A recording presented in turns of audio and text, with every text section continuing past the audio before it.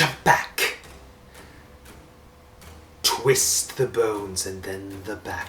Ithaca, Kajika, Magica, Mystica, trim him of his baby fat.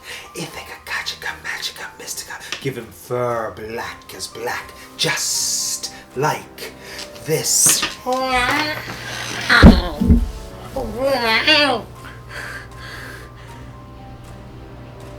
Welcome to Teacup For One.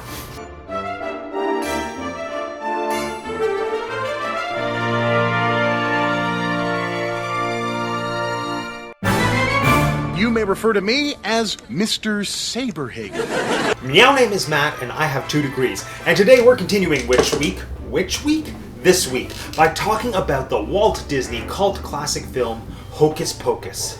Witch, please. The film stars Bette Midler, Sarah Jessica Parker, and Kathy and Jimmy as 3 Salem witch trial era witches who are brought back to life on Halloween night 1993 and set out to finish what they started. Sucking the lives out of little children! In order to secure their eternal youth and life, and along the way they sing an amazing song. First of all, do you know what's really interesting is watching this movie like the day after you watch The Crucible, because like Hocus Pocus is basically the anti-Crucible. In The Crucible, it's all about the fact that there aren't actually witches, but the fact that everyone believes there are witches is what leads to the downfall of the town. But in Hocus Pocus, there actually are witches, and the fact that nobody in the town believes there are witches is what leads to the almost eventual downfall of the town. Just, you know, food for thought. Thought food. But we're not talking about that today. Today, we're talking about the best part of Hocus Pocus. The part of Hocus Pocus that usually just flies under the radar.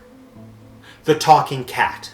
You can talk. Yeah, no kidding. Hocus Pocus features a talking black cat named Thackery Binx, but I am so proud to tell you what you probably already know, that Thackery Binx was not the only talking black cat to come out of the 1990s, because of course we also have Salem Saberhagen from the TV sitcom Sabrina the Teenage Witch. So why so many talking black cats? Well, it all roots back to the folklore surrounding witches and their familiars. Witches were said to have had supernatural entities that would act as like their helpers or their assistants, and those were known as their familiars. Familiars would usually take on some kind of physical form, and one of the most popular choices was a black cat. And why wouldn't it be? Black cats are amazing. But actually, that reminds me, I'm going to make a quick public service announcement.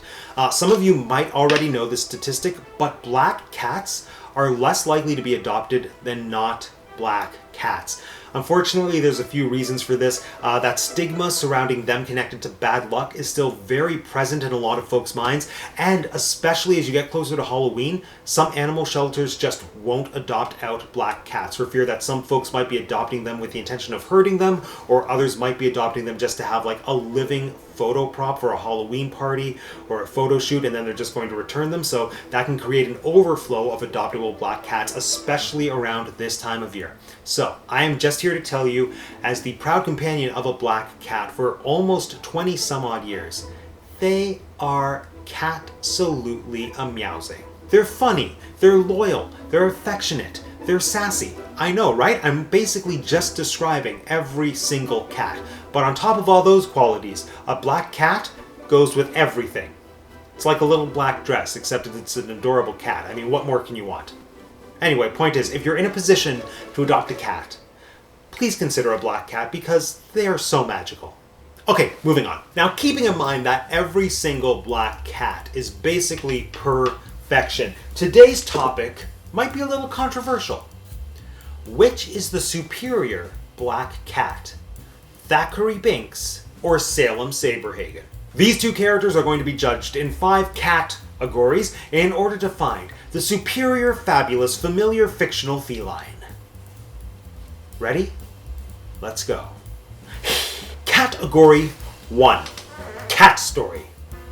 Which is like back story, but there's going to be a lot of puns in this video, just brace yourself. So one thing that both characters have in common is that, well, it's that they're both talking black cats. But another thing that both characters have in common is that they were both humans who were transformed into cats. Thackery Binx was a local Salem teenager in the 1600s whose sister Emily was kidnapped by the Sanderson sisters to use as a test subject for their life life-draining potion. He ends up destroying the potion and alerting the town to the Sanderson sisters' activities before they're able to carry out their plan. However, before the sisters are hanged, they transform Thackery Binx into a black cat. He then spends 300 years roaming Salem trying to prevent the sisters from returning. Salem's cat story is a little less tragic, a little less complicated. Basically, he was a witch who was caught trying to take over the world, and his punishment from the Witches' Council was having to spend 1 century as a cat. He ends up living in modern-day Salem with one of his supporters, Hilda Spellman, and her family for the duration of his sentence. So essentially, he's under house arrest for 100 years as a cat. Okay, so after looking at both cat stories, on the one paw, we have a teenager who is tragically turned into a cat after witnessing the murder of his sister, and he is then cursed to eternal life. And on the other paw, we have a power-hungry witch who is looking to take over the world. I think Thackery Binx takes this round. No! Category 2, personality and catitude. Thackery Binx doesn't have much of a personality, but he does have a very proactive catitude. He's very dedicated to protecting the children and the people of Salem, but he also has a bit of a chip on his shoulder. And I mean, totally fair. The cat has been through a lot. But at the same time, is this the cat that you want at your party? Probably not. Probably not. Salem Saberhagen, however, is all about the personality and the catitude. This has got to be one of the most quotable, hilarious characters in all of television history, at the very least, in all of feline television history. Dear Yuri, congratulations. I'm amazed that a person of such low intelligence could defeat me in chess. Hats off to your mother for marrying her brother. A Tess, huh? Don't die with me, you saucy minx.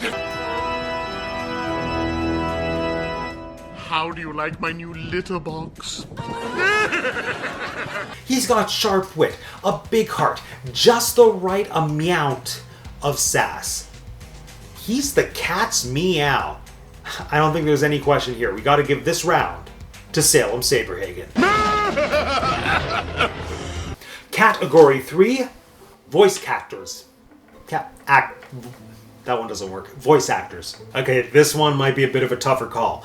On the one paw, we've got Nick Bakay as Salem Saberhagen. In addition to voicing Salem, Nick Bakay also served on the show as a writer and producer, and he is the only cast member, aside from Melissa Joan Hart, to be on the series for all 7 seasons. But then on the other paw, as Thackery Binx, we have one of the greatest voice actors of all time, Jason Marsden. If you're a Disney kid, Jason Marsden is like the voice of your childhood. He voiced Thackery Binx, Tino on The Weekenders, Kovu from The Lion King 2, Simba's Pride, Max Goof in the Goofy movie, and if you watched Full House, he was Nelson. But the really cool thing about Marsden's performance in Hocus Pocus is that he was called in at the 11th Meower. The actor who plays Thackery Binx as a human, Sean Murray, was originally slated to voice Binx as a cat as well, but as they got further into production, as the story goes, the director and the production team realized that Thackery Binx should really have an old world New England accent, and so that's when Jason Marsden was called in to dub over all the dialogue of Binx as a human and as a cat.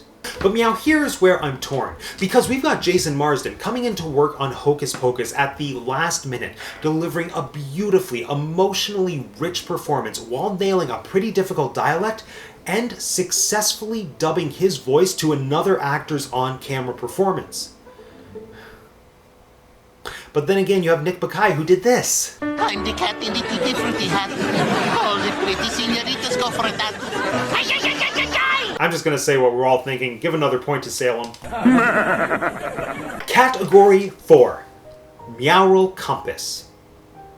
Their moral compass.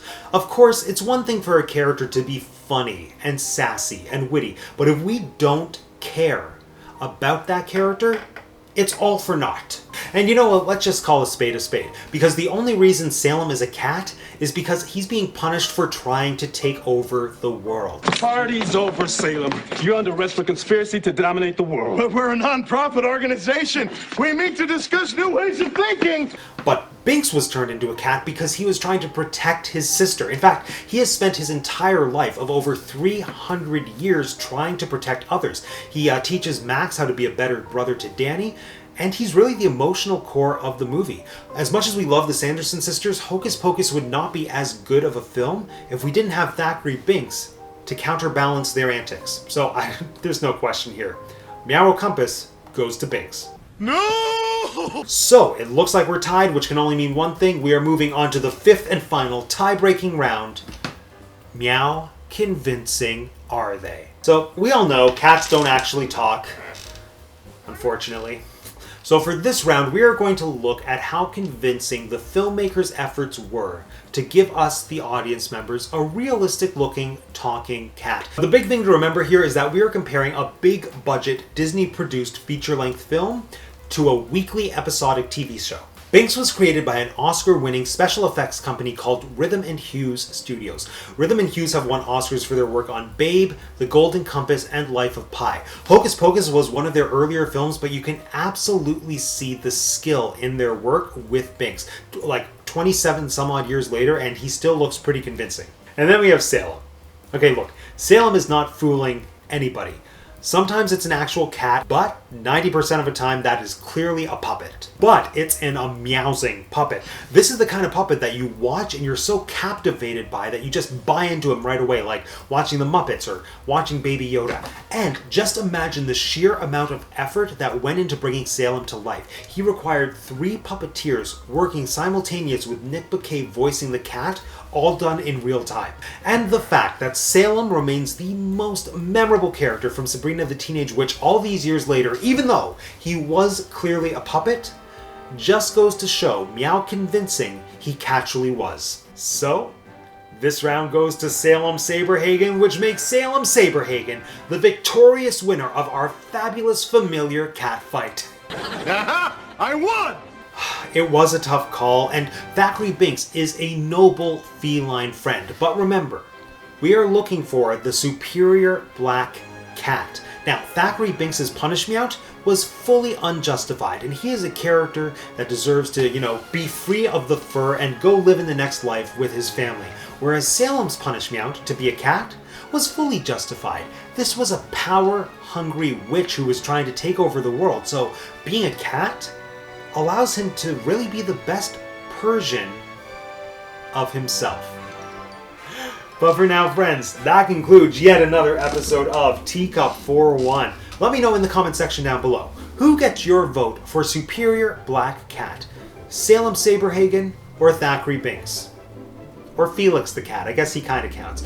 And don't forget, if you want to follow me for the rest of my movie marathon, but you're not subscribed to the channel, you need to reassess your life choices. But don't worry, you can subscribe right now. It's super easy. All you need to do is click on my face.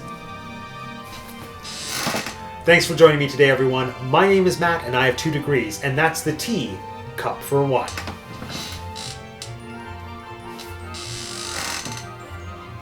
Meow.